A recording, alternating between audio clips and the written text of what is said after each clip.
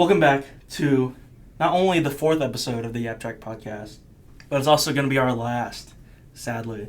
We're very sad that Joe can't join us for this episode. He is unfortunately busy, but just know that he is working very hard in the background to make sure not only the podcast is running smoothly, but also the project behind the podcast is going well. It's almost poetic. We're starting the same way we're ending.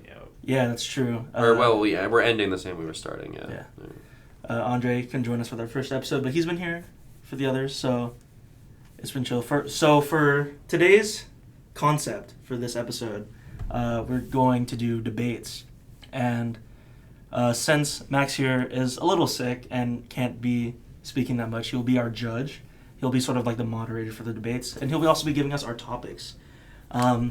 So they will be randomly assigned to each of us so that we didn't have any prep time before.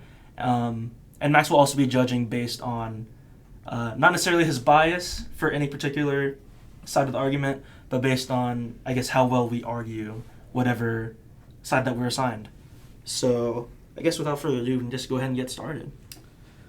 Shall I pick which side you two are on as well? Yeah. Yeah, just randomly assign one. All right, well, the first one will be Minecraft versus Roblox, and I will assign to you Minecraft and to you Roblox, simply just because, Go. All right, well, I think Roblox is better than Minecraft simply because the possibility is endless for all ages, from age 5 to age 50. You can do whatever you want on there. Make whatever you want on there. Be whoever you want on there. Just probably didn't IKEA hiring people for Roblox?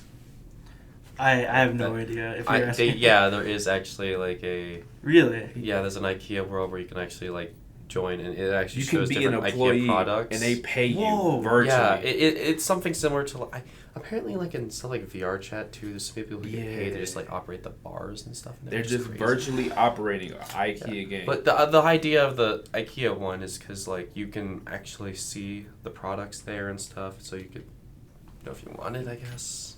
Yeah. Wow. Anyway, that is a thing. Is there any other pros that you wanted to bring up?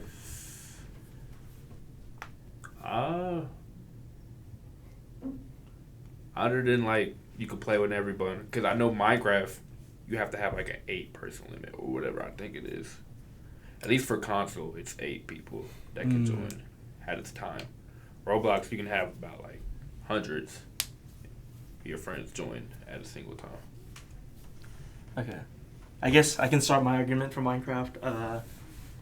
For me, Minecraft is by far the more popular game from what I've seen. It's constantly at the top of best-selling video game titles of all time.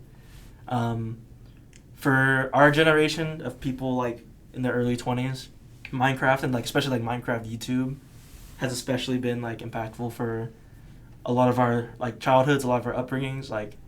For me, whenever I was a kid, I watched a lot of Sunday. I watched Deadlocks, this guy did Minecraft. Well, he's a little controversial now.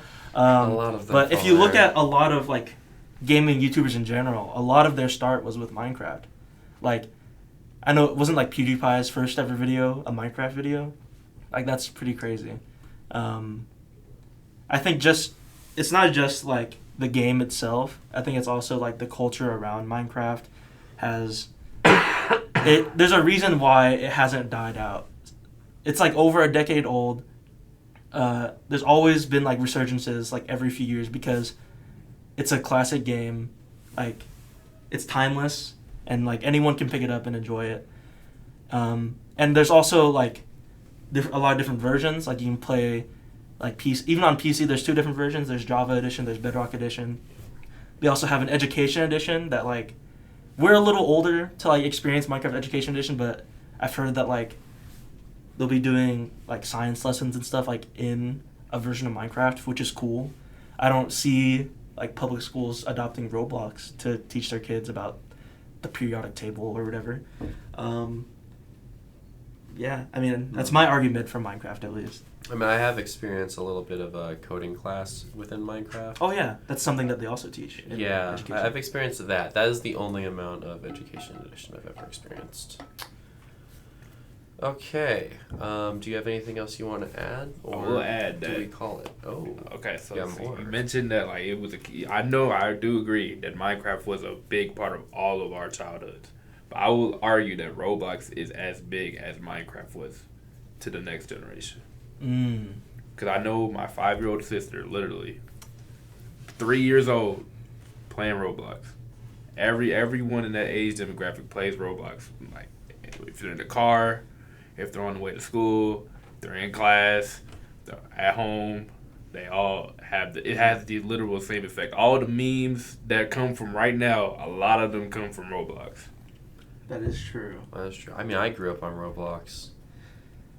I guess... it has been around for quite I guess long like a time. parallel argument for that, I guess, for Minecraft. I think because it's been around a little longer and it's been in like I'm the actually cultural so awareness for a while, I think a lot of people that are older than us are more familiar with what Minecraft has to do with. So a lot of like maybe millennials obviously are familiar with Minecraft, and like maybe even like Gen X, like our parents' generation, I feel like are more aware of Minecraft than Roblox is. Yeah. So, That's weird. I just looked it up. Minecraft released officially, right, on 2011. Yeah. Roblox has been around since For a September while. 1st, 2006. It's been out Yeah. a while. That's like... It existed for a whole whopping 5 years before Minecraft dropped. I didn't know that. That's crazy. It's been out for a minute, but It's weird that like you sort of associate like Roblox being like a more of a newer thing, Yeah. with like, especially with like younger kids. But I mean, it does drive them in. For Same thing sure. with, like, It drove me TikTok. in. That's where I learned about. oh yeah, internet TikTok's been around creepypastas since like and whatnot. 2017, Yeah. 18. Didn't it? It was originally called something else. Yeah. wasn't Musically? Yeah, Musically. Yeah. And before that, its predecessor was Vine, which Well, Vine eventually died out. yeah, think that definitely did. I think it's because of like monetary reasons. But anyways, back to Topic at hand. I mean, I don't really have much else to say in either direction about Minecraft or Roblox. But Max, if you want to decide Okay. which argument was better. Well, both of you gave very good arguments to support yours. You have made some good points, and the IKEA thing is very funny. You have also made some very solid points about its legacy. However, Also, the Minecraft movie is coming out. There's no Roblox movie coming out. Just see, say what it you was want. hard, but then you put Jack Black in this, and I gotta give it to you now because that's just funny. Exactly. That movie is I'm probably. Steve. That movie's gonna be bad, but like a good bad, you Yes, know? Like I'm going hilariously to bad. enjoy I'll it, give it that, kind of yeah. bad. Yes. I don't know Someone if who I'd gets me. pay money to go enjoy it, but like I'd watch it. Yeah. You know, I'd do it for the popcorn. Frankly, I would. I mean- I would. I don't know if I want to support that, like them making movies like Yeah. of that quality. However, God, I'm gonna have so much fun watching Yes. it. Yeah. Yes. All right. Well, our next topic at hand, my friends, will be PlayStation versus Xbox. And we're going to swap it up a little bit. This time Okay. we'll have the right one be the left. So you are Xbox and you Okay. are PlayStation. Okay.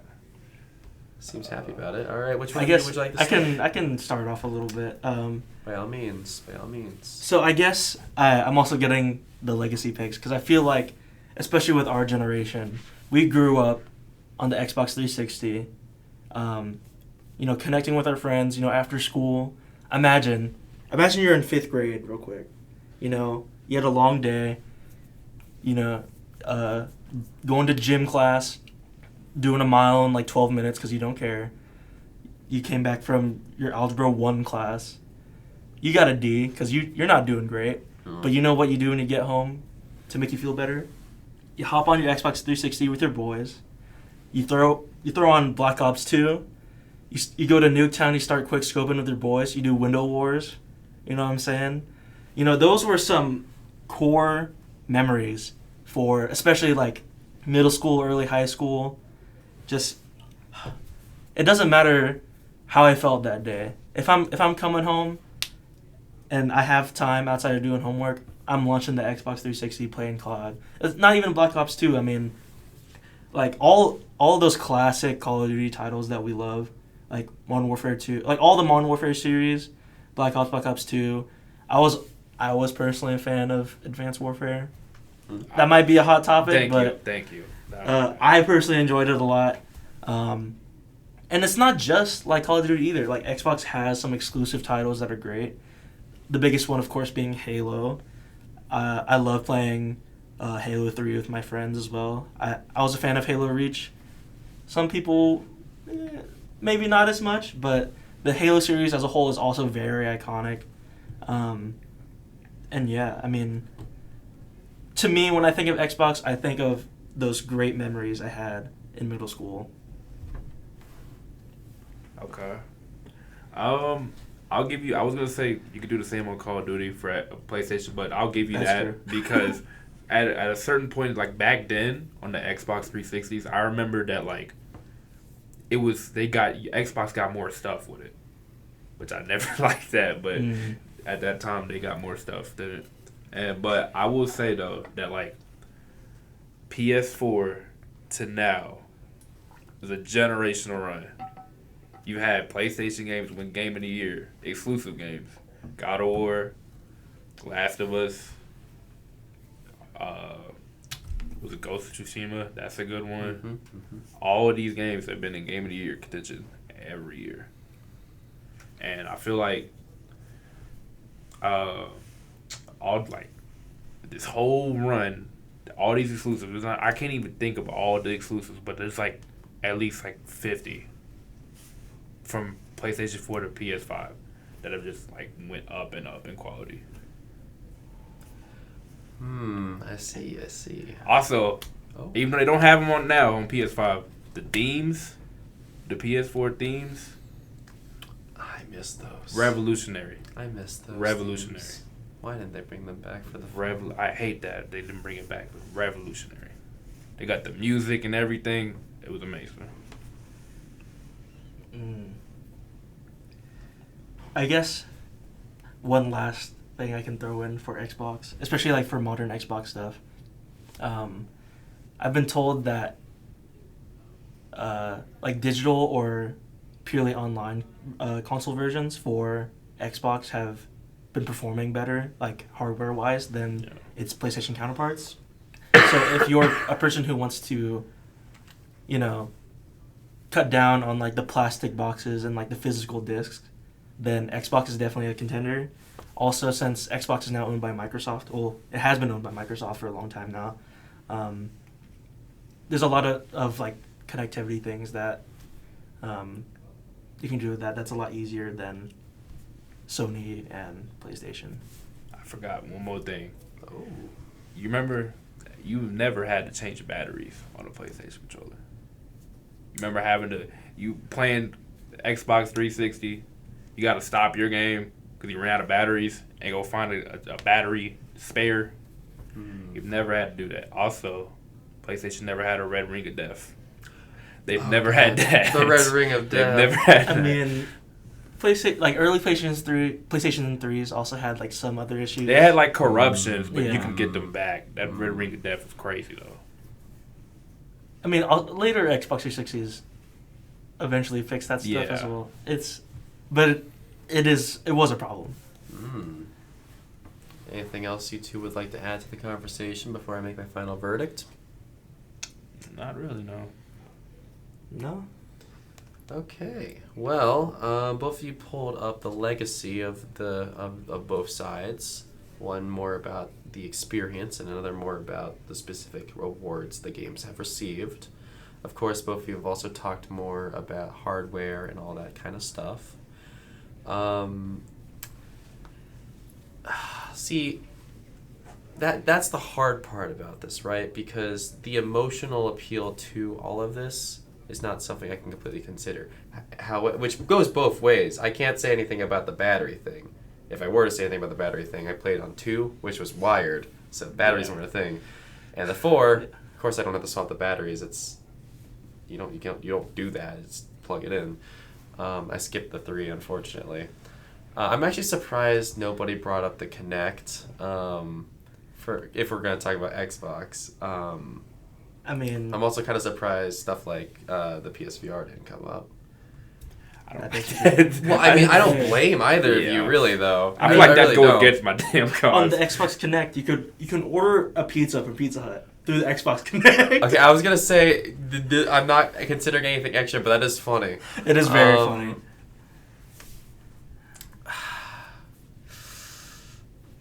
Considering the amount of emotional appeal I will have to go ahead and cut, I will likely have to give this one to Andre. Now, with that being said, I didn't own an Xbox 360. That's why I did want it, because like that's so why I funny. said thank God when I got PlayStation, because I just got an Xbox recently that I played it for the Game Pass. But other than that, Yeah, I did not have an Xbox 360. I had a PlayStation.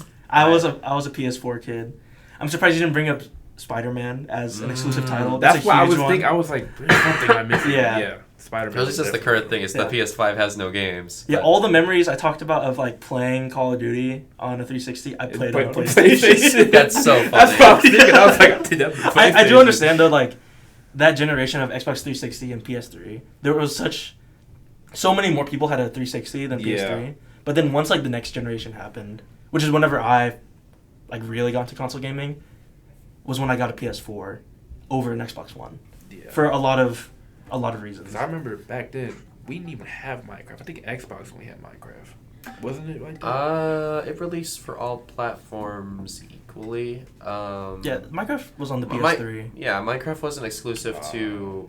It was because It that was probably didn't before run they, great, that was but- before they bought it. Microsoft Yeah, bought it was. I know it was a minute though before it came out on PlayStation. It was just Xbox only though. I mean, I wasn't really yeah. a console Minecraft player. I had like Java Edition Yeah. like for a long time, so I feel like I didn't really have the need to play console. Yeah. It's interesting. It's interesting. I have experience with both. I grew up in a PlayStation household, but my cousin had an Xbox. Most of the Xbox I experienced was purely Kinect. Fun facts. Oh, that's crazy. It was fun. It was fun. Yeah. But I think out of the two I spent the most of it was the Wii. So Okay, I was majority a Nintendo household. Yeah, So I also yeah. had a Wii. Except I never actually had any of like the core Nintendo games. I had a lot of shovelware. Oh. I was not I did not have the Mario, unless you meant Mario and Sonic in the Olympic Games. Yes. So, but even so, I even will so. say though that since I came to Oklahoma, I feel like most people here have an Xbox. Rather than Probably true, yeah. It is a thing of like I think more Americans have Xboxes and more like overseas have PlayStations. probably yeah. I think it's half of it is definitely because of imports and all that kind of stuff. I'm pretty sure the other I can't speak fully on all of it though, of course. I just found it wild because like where I'm from, you have to go search a mile to see someone with an Xbox. Really? Yeah. Yeah, Like it's 3 hours away. I guess The Xbox is like slightly more powerful technically Yeah. spec wise. But that's only like Xbox 360 and then like I guess now modern Xbox. And I know the yeah. PlayStation has better venting, which is why it sits right now as my room heater. If my room gets too cold, I just Yeah. turn that thing on, put it on Fortnite in the background, just let it do its thing. So but they're basically equal, whatever. I mean, At I've this stopped point, being like a big console gamer like a Yeah. while ago. I've been like mainly PC for like years now. I've slowly transitioned over to PC. A lot of the bigger games I like playing, like Dead by Daylight, ended up having cross progression, yeah. right? So I just moved over. Although I'm gonna probably have to go back real fast because I am so close to a platinum trophy on Dead by Daylight. Except, so the fun. I'm sorry, I have to go on a tangent. There's one achievement on there, right? Mm-hmm. On PC, it requires you to do something 20 times. That's manageable. It's not easy by any spec of it, but it's possible given time. I've played the game for roughly 6 years. Oh. And that was information I wasn't supposed to reveal yet for Impact, but oops, whatever. On PlayStation or on console, they forgot to change it from 20 because apparently it used to be something else. That something else was 100.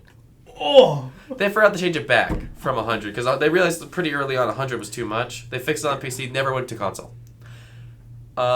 This very hard, very rare circumstance needs to happen 100 times on console. I have played for 6 years. I want you to guess how many times I ended up triggering this. On PC? On console. Oh, on console. Over the course of 7. Yes. 6 years? 6 years. Probably like 24. So Lower. have you not hit 20 yet on console? I'm not going to tell you. I haven't done it on PC, but that's also because Because that's new technically. So. Because of the way you brought it up, I feel like it's a low number. Maybe like... I'm going to guess like low. I'm guessing maybe like 9 times. 8. 8 times. That's crazy. I triggered it 8 times before I decided to actively try to go for it, and only happened to get it up to I think 12 or it's either 12 or 16, because there was a limited time game mode 2v8, which made it easier. The whole thing is you play the Huntress. She's FPS killer. You know, she throws hatchets, projectile, right? Goes far. You have to down people. You know, so you know, you have to hit so they have to be injured. First condition. Second condition, they need to be down by a hatchet. Third condition, they need to be 30 or 24 meters away from you or further. Okay.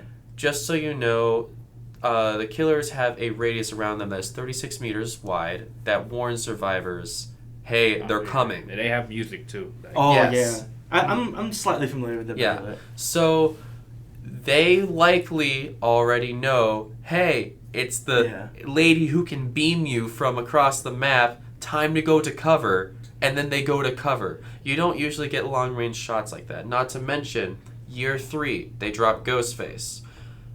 His mechanic is you look at him, he gets snapped out of power. That's how you counter him. You got to look at him. Or just don't get seen by him at all. The problem is that they found out pretty quickly there's not a lot of cover for Ghostface to hide behind. So their solution was to add more trees. The problem with adding more trees is now it's harder to do longer shots. Not to mention, you just can't do this achievement on indoor maps. Just period, because walls exist everywhere. Yeah. This achievement is really hard. It's really hard already to go ahead and get maybe 1 or so. I usually just have been cheekily farming it because, they're at the exit gate. They're just dancing around. Just like stand back really far to shoot at them. They kind of just let me hit them and down them and then crawl out, whatever. Sometimes I get stuff that way. The easiest way to farm this, I've found, has been in that 2v8 game mode because the maps are huge. There's a lot of critters running around. There's a lot of people running around, and I have a friend running around like constantly giving me aura, so I can always see people's wall hacks. It makes it a lot easier. It's not great. Now also remember, all this has to be done in console, and now you have to have the fun part, which is stick controls. Yeah. If I had gyro, I'd be okay. I don't have gyro. You don't give gyro, so I'm sad. But that's enough of that. Next up, we have Marvel versus DC. Flipping it back around, you will be Marvel and you will be DC. Let's do it. I guess right off the bat, the biggest elephant in the room for Marvel is the Marvel Cinematic Universe, the MCU. Yeah. It's probably, it's the biggest movie franchise probably in history, in terms of like number of movies, in terms of like box office sales. Like every measurable metric, it's the biggest movie franchise of all time, and especially if you consider the superhero genre in general, it's the biggest player in the game. That can't be ignored, and they've also moved on to TV shows as well. So if you have Disney Plus, there are a lot of incredible movies or incredible TV shows that are exclusive to the MCU and Disney Plus. Personally, Loki is one of my favorite shows. I love both seasons of Loki. And then WandaVision was pretty good whenever it first shot. It was a very big deal. I remember first watching it as the episodes were releasing. It was since it was the first MCU TV show. It's whoa, Disney Plus exclusive. That's crazy. And then going back to movies, I mean, there are classics in there. That pretty much everyone on the planet has pretty much at least have heard of, especially the first Iron Man movie, the Avengers movies, at least in my experience, like, not that many DC movies can really stack up. The only big ones are, like, you know, the Christopher Nolan, like, Dark Knight trilogy, and, like, I guess the most recent, like, Robert Pattinson Batman movie has been really good in my opinion, but, like if you look at, like, you know, like, the DCEU with, like, Man of Steel, it's like, like, Batman vs. Superman, Justice League is like, like, especially, like, the Zack Snyder, like, movies, it's like, the Snyder Cut was pretty good, but, like, most of those, like, modern DC movies, with the exception of, like, Suicide Squad, which I think is pretty good. Which one? Just two. The James Gunn Definitely, one. The James Gunn one is so much two. better. Definitely two. Okay. Okay. Good.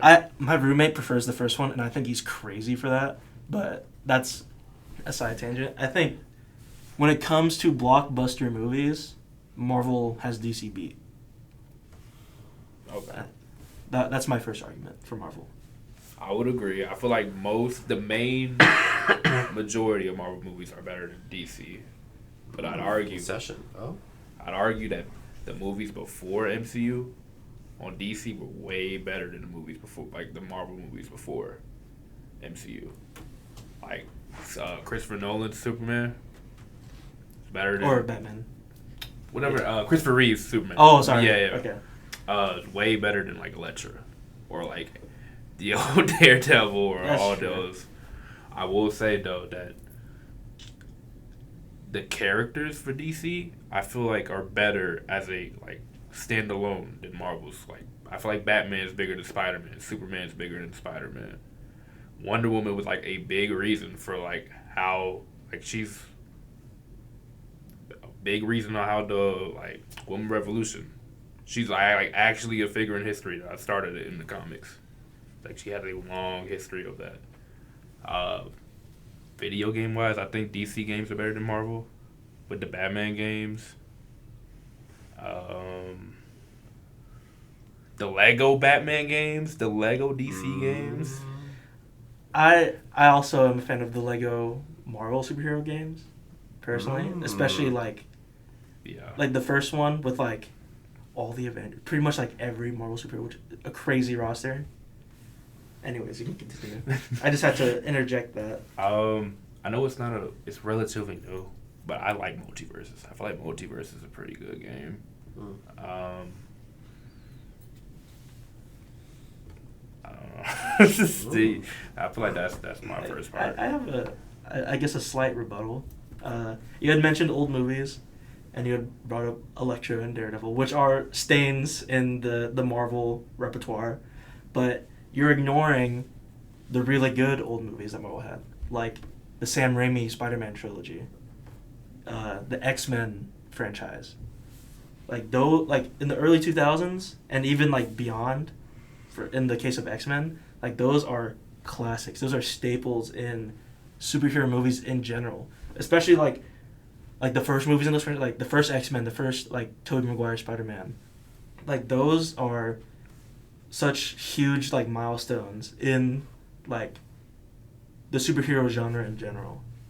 And it's not officially released yet as a Marvel video game, but Marvel Rivals, Marvel Rivals, like that looks insane. Like the new like Overwatch like hero shooter competitor, it looks crazy. I'm personally really excited for it because Rivals, like that's a good game. I'm personally an Overwatch player as well, so having another like similar game that opens up competition in that genre of like FPS shooter is very exciting for me personally. I'm sure there are also a lot of people who are also anticipating it as well. I mean, yeah, those are pretty huge. And like character wise, sure, like you had brought up great points about the importance of DC characters, but at least for me, my perspective of Marvel superheroes, especially in the comics, is that they're much more grounded in reality, and like I feel like they're much more relatable to readers, especially with like the older like Spider-Man and Iron Man comics, where you know Spider-Man as a character, he's like constantly dealing with like death and grief, And like Iron Man, there was a huge story. I think it's called "The Devil in the Bottle," where like he has to deal with like alcoholism and like substance abuse. And I feel like these stories, like they are darker, but I feel like it shows like some real life things that readers might be relating to that, you know, can help them relate to, you know, figures in media instead of, you know, having these larger than life, you know, god-like characters like Superman, who are like, you know, shining, you know, Boy Scouts. That's my argument for why I feel like Marvel characters are compelling in their own way. Okay. I feel like going back to comics, right?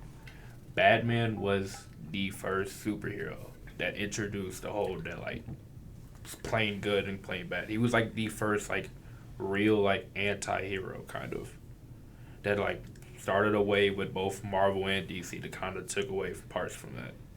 I also feel like because the universes are way like more established in DC, because they did like the separate timelines and like the different worlds.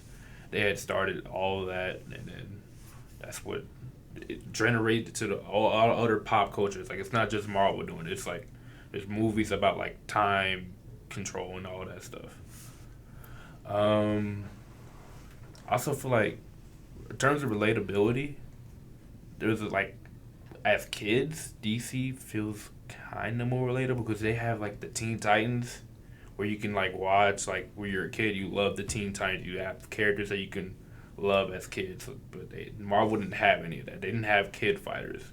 Even now, DC still has like Batman's son, Superman's son. They have all of these people that kids can relate to. I mean, I don't really have much else to say. So, Max, if you want to... Okay, well, both of you put in some good points. I mean, I would have to say, like, I actually am pretty stocked down the middle of this one. I did grow up with mostly Marvel. So, at least at first, Iron Man being the first movie I actually ended up watching for the series. I loved the Dark Knight trilogy, personally. Yeah. That was so good. And I agree with a lot of the points made about generally about the quality of the movies from both sides. Unfortunately, I'm not as well versed in more newer Marvel stuff, unfortunately. However, I do know WandaVision has been very popular, and again, the games for DC, admittedly, are a lot better off than the movies. I think. Yeah. If we're coming to the department of that kind of stuff, DC does have Marvel beat in that department. However, Marvel Rivals does look very good. I actually have two friends who got they actually were given random access for just playtesting stuff. They got told to do that. Yeah. And they loaded it up, booted up, realized it was a Marvel thing. I was like, oh no, actually we really can't mess with that NDA because Disney. Oh, yeah. So yeah. That's a tough one. I think I want to give the argument, however, to Mr. Marvel. Yes. He said Marvel Rivals. I knew I was cooked because I can't go against that. That kind of pushed me over. Yeah, Marvel Rivals pushed me over. It's releasing like next month, It's right? like sometime like early December. Oh, I man. played it like early access. Oh my god, I couldn't get off of it. Dude, one of my buddies got it, and I wasn't able to play it that much, but man, like I'm someone who's like degenerately putting in a good amount of hours into Overwatch right now. Like as soon as Marvel Rivals drops, especially in time for like winter break, man, it's gonna be amazing. I like it better than Overwatch because like they know that you're having a group of superheroes and supervillains. They do not care if it's balanced. Everyone is overpowered, and it is amazing. It is literally amazing. Ooh, man, I'm excited. But I will say, like, in my argument, I might have sounded like very heavily Marvel side.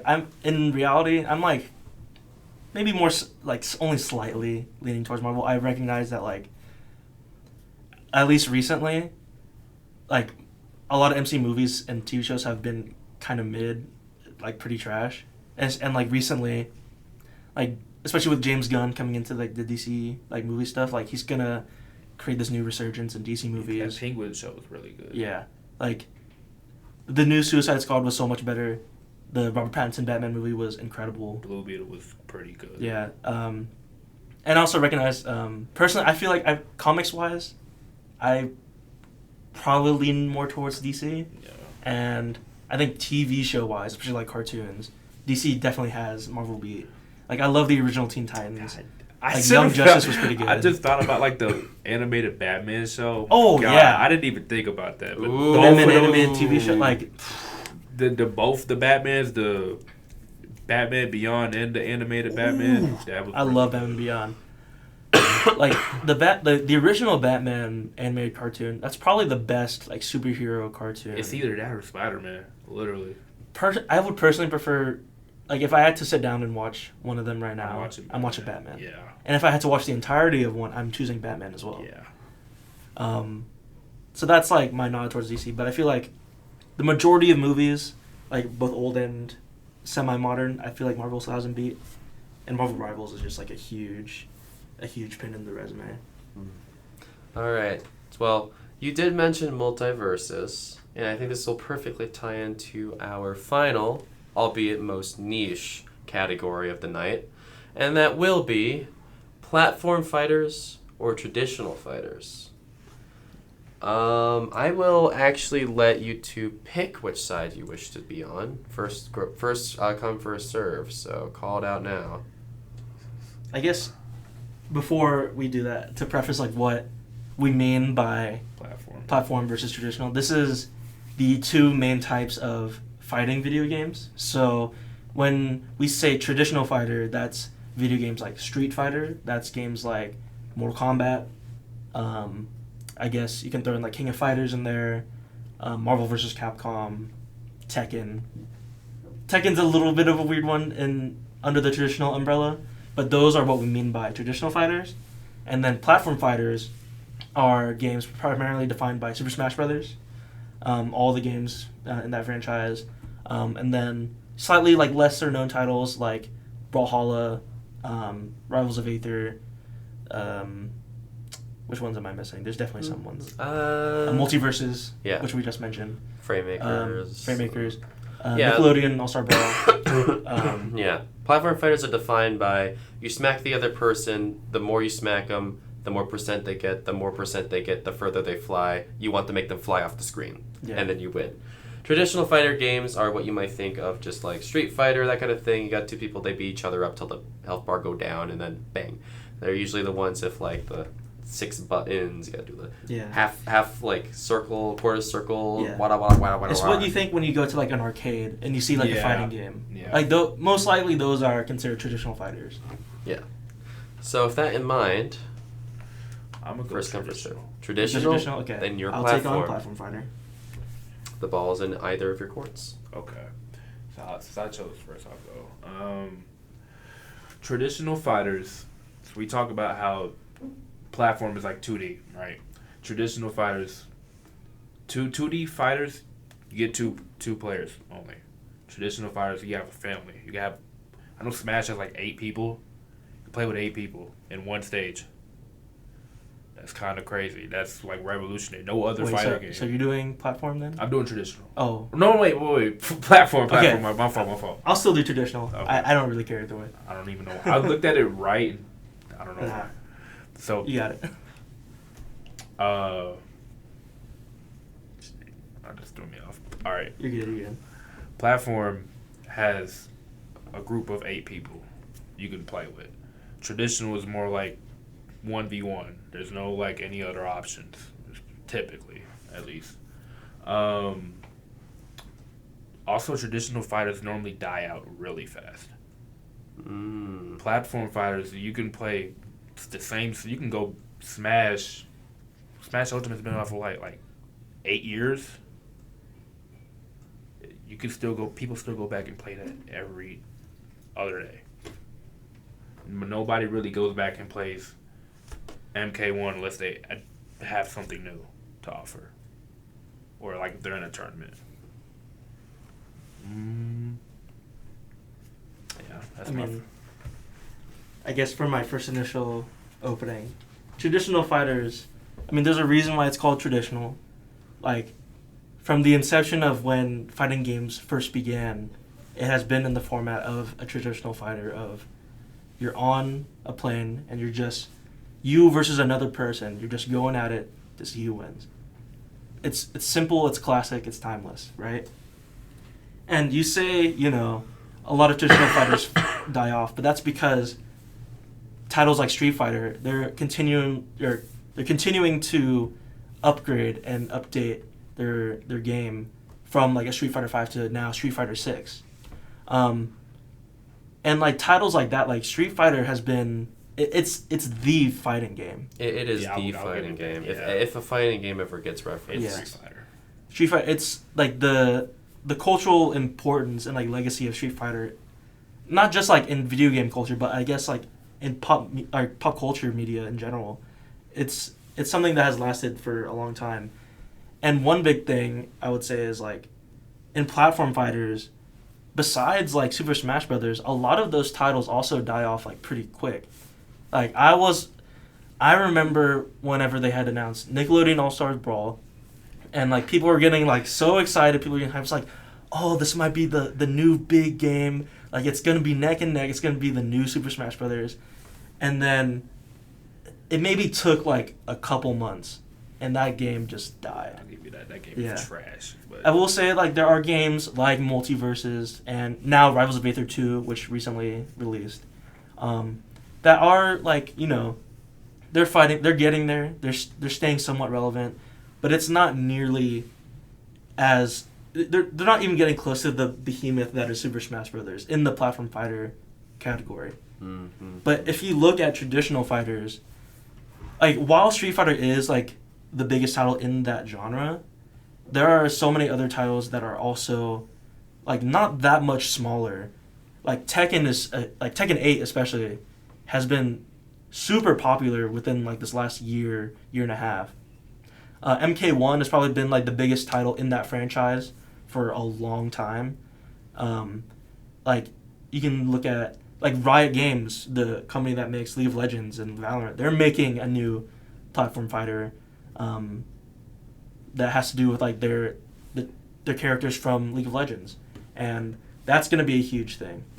And there's a whole subsection of traditional fighters called like tag fighters, where you might not be able to get to 8 players like a game like Smash, but you can expand beyond just the regular 2. There's also like collaborations, especially within like Capcom games with other medias like Marvel. Like Marvel vs. Capcom is another huge franchise that has been getting a resurgence recently because of like a new updated like they remade it. A new like remake of like the classic games, which is huge. They've also done Capcom has done a lot of different stuff, like SNK fighters like King of Fighters has also been huge. Like Terry, like the main character from King of Fighters, is now in Street Fighter, and now Street Fighter characters are in King of Fighters. There's so much more variety in the traditional fighter genre, and it's the classic. It's been around longer, bigger. Like if you want to look at like competitively, there's like bigger prize pools. There's like Evo every year, that is huge in Vegas. I mean, just like total player base, like across, like if you look at traditional fighters, like the total player base is pretty much the same as like the Smash Brothers player base. Like the Venn diagram is pretty much overlapping, but like if you look at the total player base of traditional fighters, it's spread across like so many different types of fighters. There's like, I didn't even mention like Guilty Gear and like the subgenre of like anime fighters. Oh my god, That's like pretty good. Yeah. Guilty Gear is so clean. And Z Fighters. Yeah, like Dragon Ball. Yeah, Sparking released too. Yeah, Spark. Like That's it doesn't. not traditional. Though. Yeah, Arena Fighters are a little different, but like Dragon Ball Fighters, that's a traditional like tag fighter. There's so much variety in traditional fighters. That's just something that can't be ignored. Okay. I will say that typically platform fighters have more characters in the actual game because there's just more variety of characters in those games. Like Smash, there's just crazy. Okay, Smash has like at least like 70. Base roster was 70. Then you add both DLC passes. Yeah. It's like 80. It's like in the 90s. And then after every go Smash, they take the DLC characters and put them in the main roster for the next Smash to have their DLC. If we're gonna do that again. I don't know. I feel like the next time we see a Smash game, either the roster is gonna get cut pretty hard, or we're gonna have Super Smash Bros. Ultimate Deluxe or something, so they keep all the rights. Ultimate is a bit of a rare exception. It is Sakurai's. It's a massive roster. It's Sakurai. It's Monster Hero Sakurai's last Smash game, so he really went out for bang. Yeah. I also say though, I feel like the platform genre is so like dead because of Smash, because it has a hold on a lot of fighting games. I mean, it created the genre. Yes, it basically created it. I also say that like traditional fighters, they mainly have a set player base. You won't see someone come in that's never played a traditional fighting game and play a traditional fighting game and stick with it as of right now. It's really easy to get into a platform game while not making it like noobish. You know what I mean? So we're like, it's still skill based, but it's way easier to get into a platform game. It's way easier for that genre to grow rather than a traditional, because they've had that since like the 70s, and it's passed on from generation to generation. But platforms, for the relative time that it's been here, it's caught up dramatically to traditional fighters. I feel like it's because of that reason alone, and it's easier for a family, a casual family can play a platform game. Mm-hmm. I think there's an argument to be made that the skill floor is a lot lower in a platform fighter, so it is easier to get into, especially if you're just like a casual gamer. It's easier to pick up and enjoy playing with your friends. But on the other side of that argument, a lot of traditional fighters, the skill ceiling is a lot higher. Yeah. It's a lot. You can go and progress your skill in a traditional fighter so much further than a lot of platform fighters. So you're able to distinguish yourself a lot more from someone who hasn't put in the time or the effort that you have.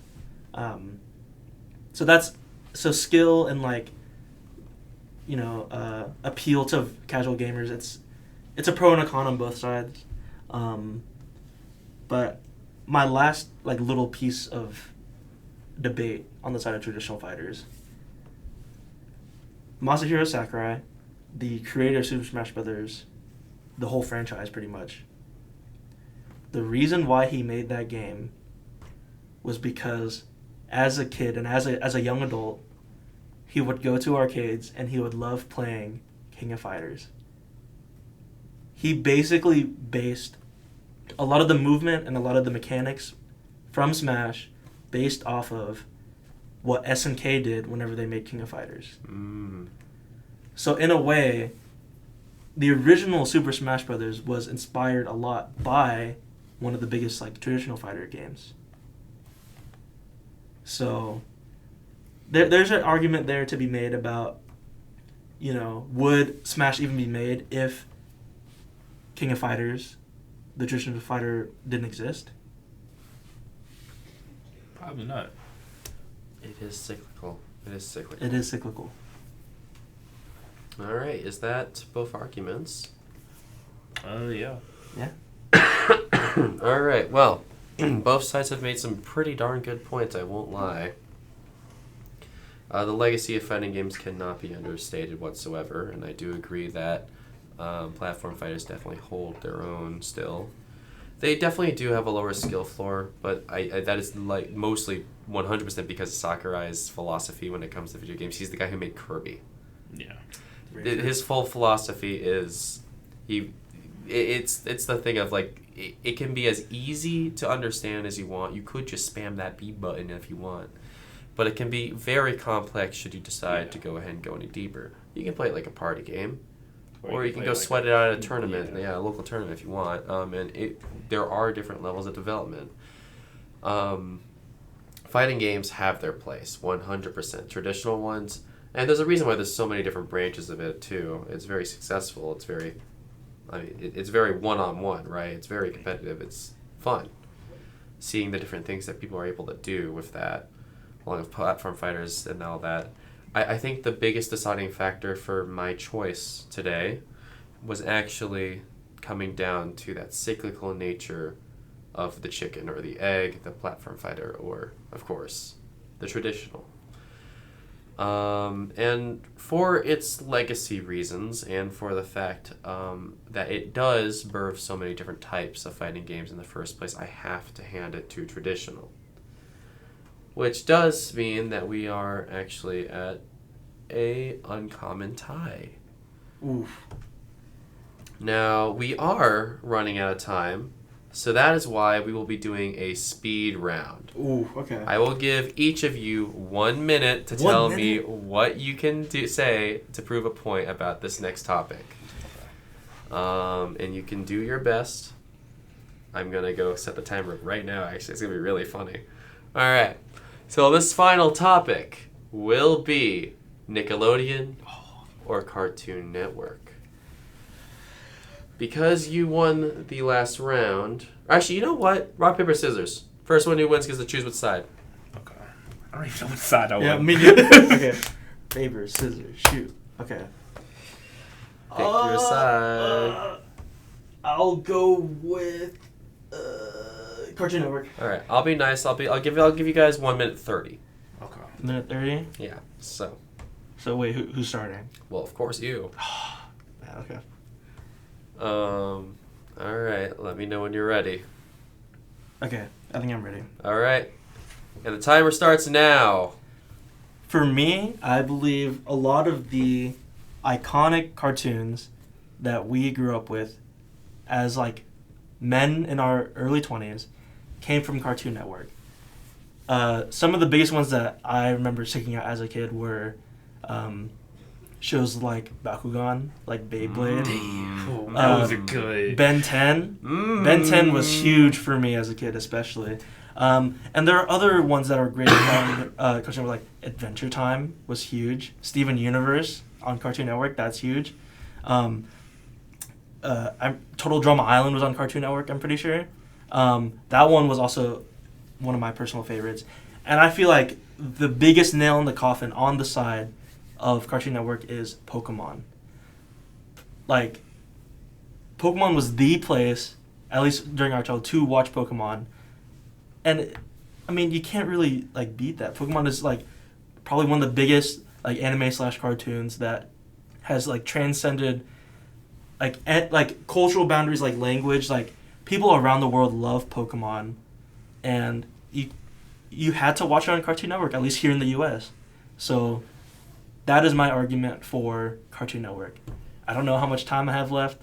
I guess I can start thinking of like other things that were on Cartoon Network. I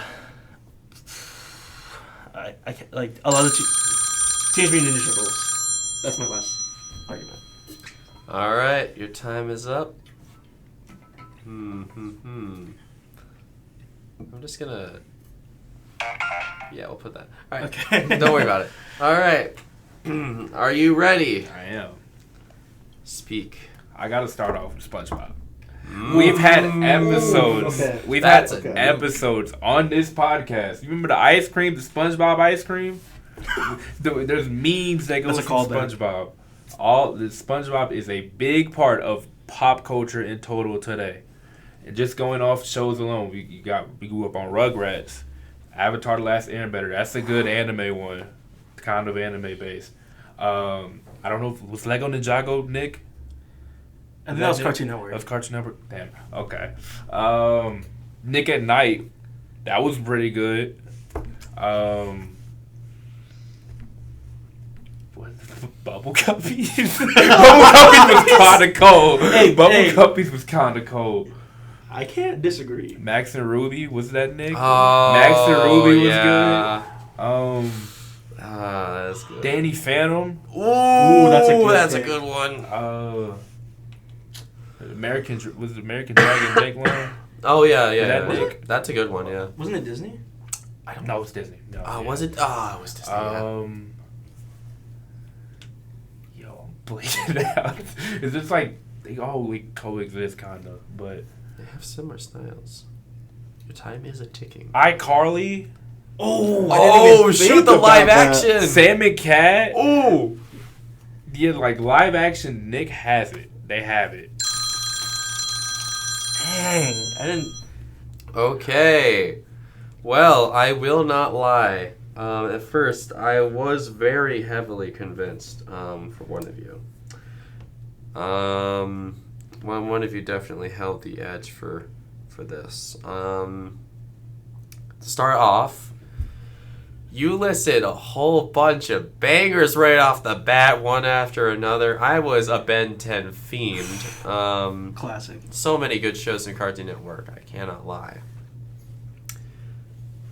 And then you came in like a wrecking ball with, of course, SpongeBob. That's just like a free nuke on the other person's argument. Whipping out the live action impact, of course, on Nickelodeon's side is definitely worth. iCarly is just like I can hear that opening in my dreams. It's I would have to bad. think. I was like, because live action, I reminded me of Disney more, but like I remember like Zack and Cody. That's Disney. That's Disney. Yeah. That's Okay, Disney. yeah. Yeah. I mean, like Nickelodeon's like you didn't mention like Drake and Josh. Yeah, that's Drake Drake and Victorious Josh, is another one. Victorious, Sam and Cat. Oh my god. Okay. Oh man. And the Bubble Guppies one is really funny. I didn't even mention a lot of Cartoon Network. They also had a lot of like DC shows. That's why I was thinking when yeah. we say DC, that's you why I could have stopped. comboed that in Yeah. your argument. Dang. Yeah. Yeah, Ooh. Okay. I was thinking about that. God, I don't want to do Ben 10 dirty like that.